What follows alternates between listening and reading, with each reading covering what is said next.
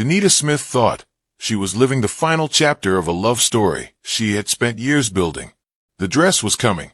The vows were being planned. The future was finally within reach. But what Denita didn't know, what she could never have imagined, was that while she was counting down the weeks until her dream wedding, another woman was counting down to something far darker. A woman she had never met. A woman whose name she didn't even know.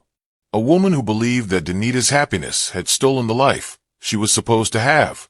And just weeks before Denita could walk down the aisle, that hidden obsession turned deadly.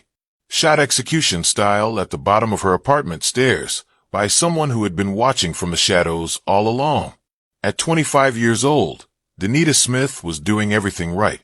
Born on November 20th, 1981 in Charlotte, North Carolina, she was known by family and friends as intelligent, kind, and deeply driven.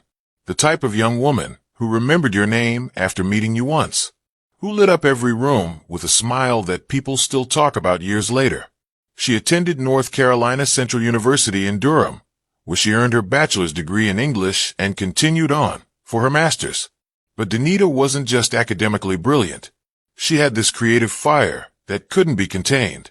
Photography became her outlet, her way of telling stories that mattered.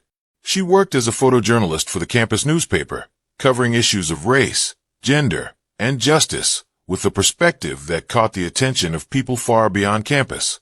That passion and talent earned her something rare, a coveted spot in the New York Times Student Journalism Institute. Only the second person from North Carolina Central to ever receive that honor. She was on the brink of a career most people only dream about. But Denita's life wasn't just about ambition. It was about love. She had been with her fiancé, Jermeir Stroud, since her college years. They met through the marching band at NC Central, and it was one of those connections that felt destined. The kind of couple everyone looked at and thought, that's what real love looks like. Steady, devoted, unshakable. Even when Jermeir moved to Greensboro to become a police officer and Denita stayed in Durham for school, their relationship never wavered. In November of 2006, Jermeir proposed. Denita was ecstatic. She showed that ring to everyone, proud and glowing. Her mother, Sharon, who had been cautious at first like any good mother would be, had grown to genuinely love Jermeir. He was respectful, attentive, kind. Everything seemed to align perfectly. To Denita, this was it. Career taking off. Wedding around the corner. A man she loved deeply by her side. Everything she had worked for was finally coming together.